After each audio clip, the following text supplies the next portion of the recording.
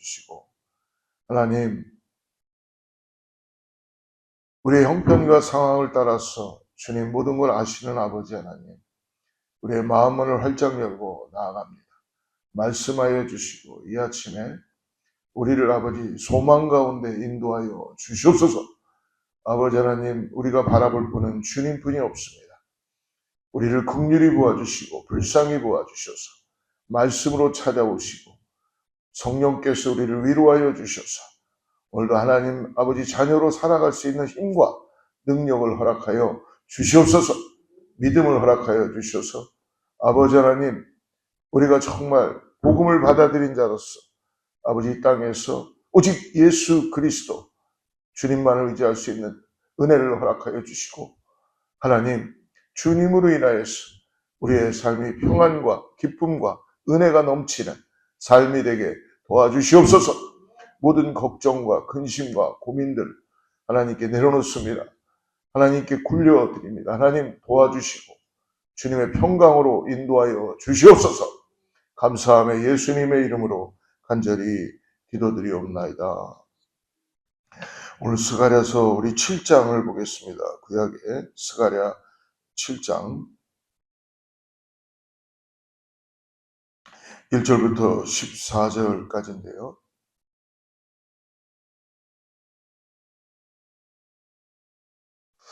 1절부터 3절까지만 읽고 우리 말씀 쫓아가겠습니다. 스가랴서 7장 1절부터 3절 말씀 같이 합독합니다. 다리오 왕 제4년 9째 달 곧 기슬레월 4일에 여호와의 말씀이 스가랴에게 임하니라. 그때 베델 사람이 사레살과 레겜멜렉과 그의 부하들을 보내어 여호와께 은혜를 구하고 만군의 여호와의 전에 있는 제사장들 전사들에게 물어 이르되 내가 여러 해 동안 행한 대로 5월 중에 울며 근신하리이까 하매. 오늘 아침에 기도하면서 하나님께서 주시는 마음은, 우리는 항상 하나님께 기도하면서 피할 길을 구하거나 해결책을 원하거나 어떤 비결을 우리는 많이 찾고 있는 모습을 볼 때가 있습니다. 저도 목회를 하면서 교회의 여러 가지 어려운 부분이나 아니면 이런 부분에 있어서 하나님 어떻게 했으면 좋겠습니까? 하나님 주시는 마음은 뭐냐면, 하나님은 지금 어떤 일을 어떻게 인도하시는가가 중요한 게 아니라 어떤 사람을 내가 인도할까를 찾고 계시다. 많은 차이가 있죠. 우리는 비결을 하나님께 항상 구합니다. 하나님 어떻게 피해야 됩니까? 하나님 이때는 어떻게 해야 되죠? 교회를 지금 무너진 성전을 져야 되는데 하나님 어떻게 해야 됩니까? 도와주세요. 근데 하나님은 그 일을 진행하시는데 어떻게라는 방법보다는 하나님은 어떠한 사람이 일을 할 것인가. 할렐루야. 오늘 그러므로 우리가 비결을 찾는 것보다는 우리 자녀들도 마찬가지고 하나님 앞에 서 있는 우리의 댐댐이가, 우리 그런 말을 많이 하죠. 참 저 사람이 댐댐이가 참 괜찮아서 내가 저 사람을 좋아해 라는 말, 그거는 굉장한 칭찬입니다. 하나님도 똑같으신 거예요. 오늘 하나님의 손이 짧아서도 아니요, 하나님은 능력의 하나님이십니다. 우리가 하나님 앞에 섰을 때 우리의 댐댐이가 과연 어떠한 모습인가, 여러분 살펴봤으면 좋겠다는 마음이 듭니다. 많은 사람들에게 사랑을 받을 수 있는 목회자가 되고 싶습니다. 그리고 많은 사람들에게 예수 그리스도의 향기를 풍길 수 있는 교회가 되었으면 좋겠습니다. 그렇다면 오늘 하나님은 우리에게 어떤 비결을, 교회에 부흥하는 비결이나 교회가 져지는 비결이나 그것보다는 오늘 내가 누구를 인도할 것인가, 하나님은 결국 느헤미야를 부르신 거죠. 아브라함을 부르시고 하나님은 모세를 부르시고 그 사람의 댐댐이를 보며 하나님은 그 안에 하나님의 기운을 불어넣으시고 하나님의 손길로 인도해 가시는 줄을 믿습니다. 오늘 여러분들 주님 앞에 서서 오늘 하루 나의 댐댐이가 하나님 앞에 어떤 모습인가 구하고 주님과 함께 동행하는 성도님들 되기를 축복합니다. 특별히 우리가 이전에 읽었던 오늘 어제까지는 그냥 우리가 아마 5장까지만 묵상했는데요. 6장에서부터 8가지 환상이 마무리됩니다. 스가랴에게 보여줬던 8가지 환상이 다 마무리되고요. 하나님은 8가지 환상에 이어서 오늘 한 가지의 문제를 더 다루는데 참된 금식이 과연 어떤 것인가에 대한 이 이스라엘 백성들, 베델 백성들에게 원하시는 것이 무엇인지 오늘 7장에서 가르쳐 줍니다. 우리 1절을 말씀 다시 한번 보겠습니다. 다리오 왕 제4년 아홉째 달 곧 기슬레월 4일에 여호와의 말씀이 스가랴에게 임하니라. 다리오 왕 제4년 아홉째 달 곧 기슬레월 4일이라고 말합니다.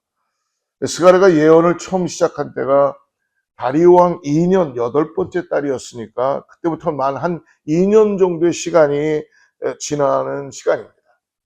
이때는 성전이 파괴되고 유다가 포로로 끌려간 때로부터 계산하면 예레미야가 선포한 70년 바벨론 포로기에 어떻게 보면 임박한, 이제 바벨론 포로기가 끝나는 그런 임박한 시기입니다. 예루살렘 성전이 무너지고 이스라엘은 멸망했습니다. 여러분, 이 예루살렘 성전이 무너졌다는 것은 그날은 단순한 이 건물의 붕괴가 아닙니다. 즉 하나님의 임재가 떠났다는 뜻을 보여주는 것이죠. 그러므로 백성들에게 계속 하나님 말씀해 주는 게 뭐예요? 선자들을 통해서나 말씀을 통해서 돌아오라. 여러분, 성전이 지어지는 것보다 더 중요한 것은 우리가 하나님의 성전이 되는 게 중요하다는 걸 가르쳐 주십니다. 계속 이스라엘 백성들이 오늘날 살고 있는 우리들에게도 성전이 지어지는 거로만 만족하는 삶을 살지 말고 내가 성전 되는 것, 나를 성전 삼아 주신 것, 정결하게 되고 내가 하나님으로 인하여서 오늘 예수 그리스도로 인하여 내가 오늘 믿음으로 발을 띄며 복음에 합당한 삶을 살아가는 그러한 성전된 삶을 살라는 것이죠. 그러다 보니까 백성들의 마음에는 결국 깊은 상처와 슬픔으로 가득 차게 됩니다. 그 상처는 세월이 흘러도 아물지 않았습니다. 그들은 그날을 기억하며 70년 동안 5째 달마다 금식하며 애통한 거예요. 얼마나 이거를 잘 지켰는지 모릅니다. 이때 베델 사람들 몇 사람이 여호와의 전에 있는 제사장과 선지자들에게 아주 중요한 질문을 합니다. 우리 3절 말씀 같이 한번 읽어보겠습니다. 시작. 만군의 여호와의 전에 있는 제사장들과 선지자들에게 물어 이르되 내가 여러 해 동안 행한 대로 5월 중에 울며 근신하리이까. 그러니까 내가 여러 해 동안 행한 대로 오랫동안 금식을 하면서 그 일들을 행했는데 이것을 계속 해야 되는 것입니까? 라고 이야기합니다. 이 5월 중에 울며 근신한다는 것은 5월 금식을 지켜서 행했다는 것이죠. 이스라엘은 주전 587년에 예루살렘 성전이 바벨론에 불탄 것을 기억하며 이제 금식하기 시작했어요. 아마도 이들은 바벨론 포로로 있는 동안, 그러니까 거의 70년 동안 이날을 기억하며 금식을 했다는 것입니다. 하지만 이제는 70년 포로기에 종결이 임박한 상태에서 그들이 하던 대로 성전 파괴를 기념하는 애도 의식을, 금식을, 그러니까 어떤 행사처럼 하고 있는 거예요. 그거를 이제 이제 스탑해야 되는 겁니까? 라고 묻는 것입니다. 사랑하는 성도 여러분, 이 질문은 단순한 어떤 예식, 전통의 지속 여부가 아니라 오늘 살고 있는 우리들에게도 신앙의 본질을 묻고 있다는 거예요. 너가 지금 어떤 상태에 있는가? 하나님은 그들에게 말씀하시죠. 오늘 5절과 6절에서 말씀해 줍니다. 5절, 6절 같이 읽겠습니다. 시작. 온 땅의 백성과 제사장들이 이르라. 너희가 70년 동안 5째 달과 7째 달에 금식하고 애통하였거니와 그 금식이 나를 위하여 한 것이냐. 너희가 먹고 마실 때에 그래서 너희를 위하여 먹고 너희를 위하여 마시는 것이 아니라. 하나님 말씀해 주십니다. 그 금식이 나를 위하여 한 것이냐. 자, 어떻게 보면은 이 말씀을 들을 때에 많은 백성들 마음에는 섭섭함도 있을 수 있었어요. 우리 이렇게 잘 지켰는데. 근데 여러분, 우리 자신들을 비추어 봤을 때 우리의 신앙이, 하나님을 향한 우리의 믿음이 우리의 첫사랑의 믿음과 동일한가를 한번 생각해 보았으면 좋겠습니다. 사랑하는 여러분, 어떤 종교적인 행위, 율법적인 행위 자체도 중요하지만 더 중요한 건 뭐예요? 그 중심이 지금도 누구를 향하고 있다는 것입니다. 중심. 금식하는 가장 중요한 중심이 마음의 할례를 받고 내가 하나님 앞에 하나님이 아니면 안 됩니다라는 이 믿음을 가지고 이들을 계속 구원해 가시는 하나님의 은혜를 깨닫고 오늘 그 금식이 행해지고 있느냐라는 것을 하나님이 그들의 마음을 꿰뚫어 보고 질문해 보고 있는 것이죠. 오늘 이 말씀을 듣는 여러분들에게도 하나님의 은혜가 임하는 줄을 믿습니다. 이 말씀을 듣는 은혜가 있다면 그래도 우리가 우리 자신들을 돌아볼 하나님의 주시는 은혜가 임하게 될 줄을 믿습니다. 중심에 누구를 향하고 있는지 점검해야 한다라는 것이죠. 그러면서 다시 한번 이전에 선지자들이 무엇을 말했는지 생각해보라 라고 합니다. 9절입니다. 같이 읽습니다. 시작. 만군의 여호와가 이같이 말하여 이르시기를 너희는 진실한 재판을 행하며 서로 인애와 긍휼을 베풀며 10절 과부와 고아와 나그네와 궁핍한 자를 압제하지 말며 서로 해하려고 마음에 도모하지 말라.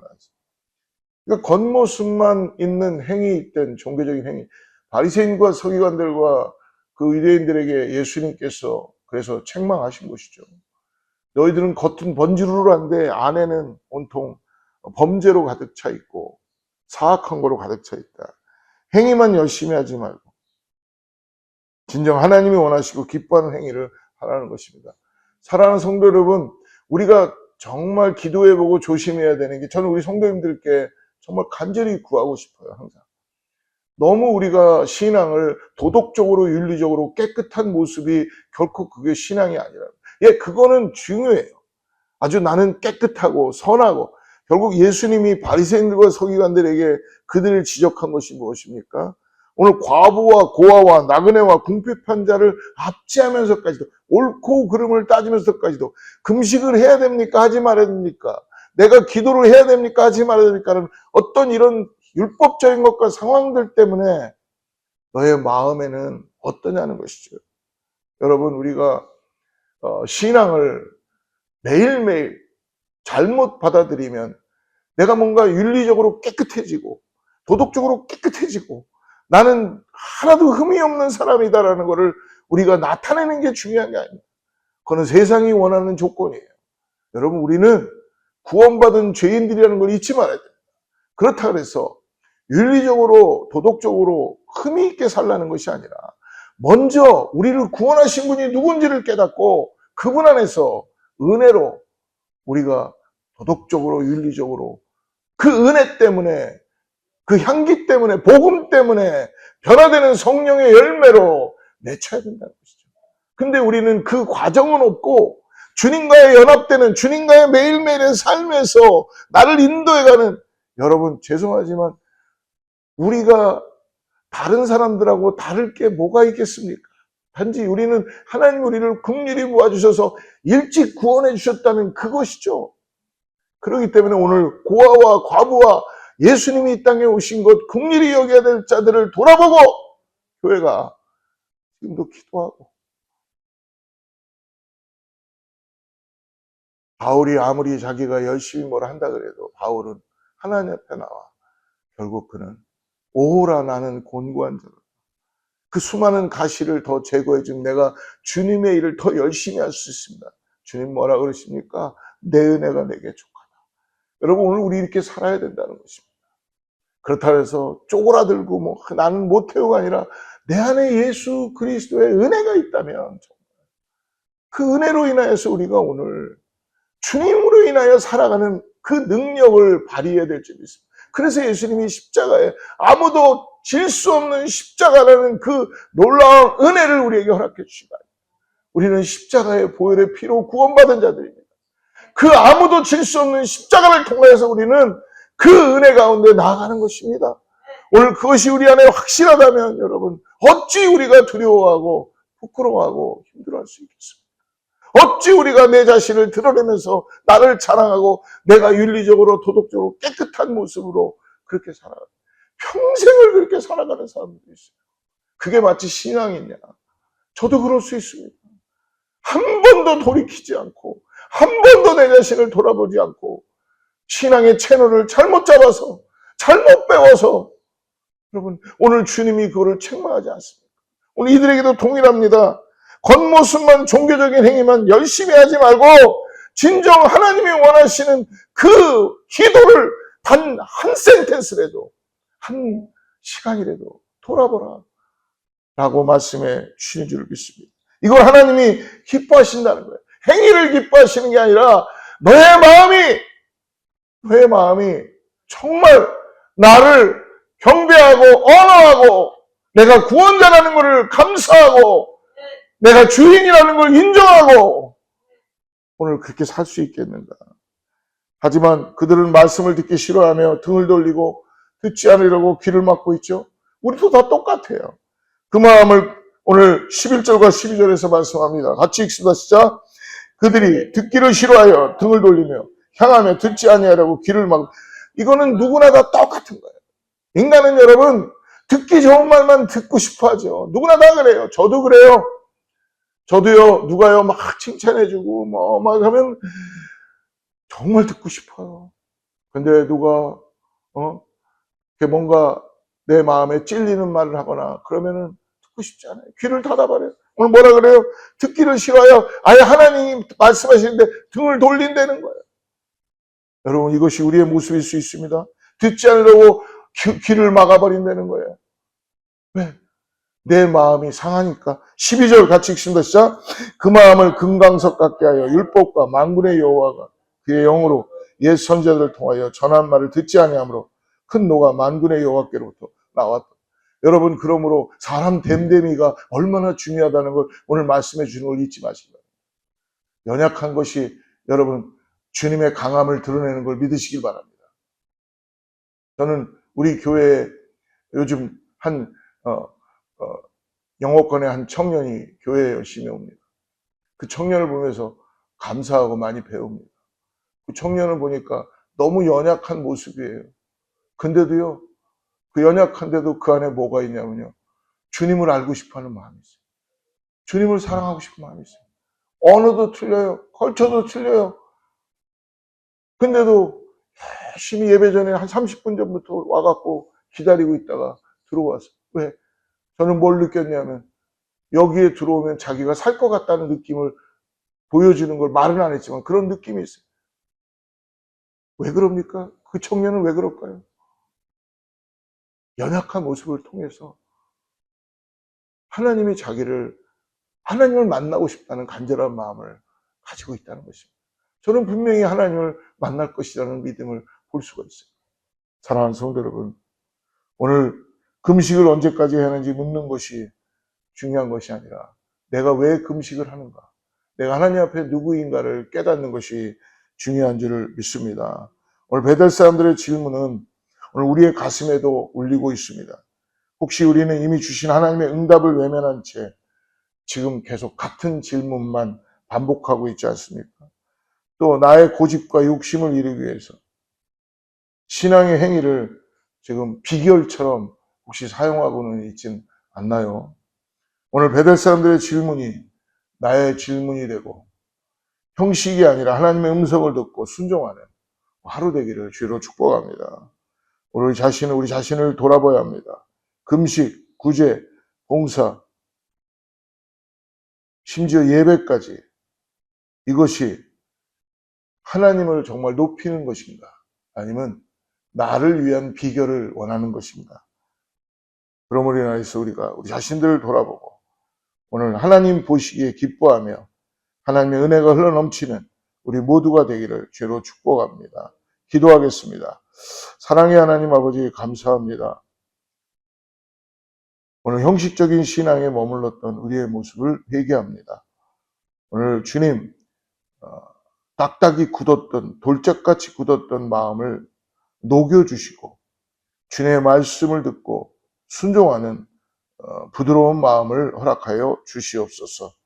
아버지 내가 귀를 닫지 않게 하여 주시고 등을 돌리지 않게 하여 주시고 오늘 예수 그리스도의 말씀을 따라서 사랑으로 주시는 말씀에 따라 내 마음이 주님의 긍휼하심을 입게 하여 주시옵소서. 그리고 더 나아가서 그러므로 하나님의 공의와 사랑을 실천하는 참된 예배자로 오늘도 살아가게 하여 주시옵소서. 사랑하는 성도님들이 새롭게 오늘 하루를 시작합니다.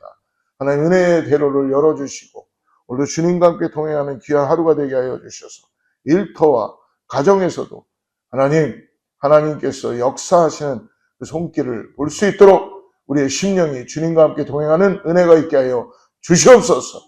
감사하며 예수님의 이름으로 간절히 기도드리옵나이다. 하지마 나 새로운 그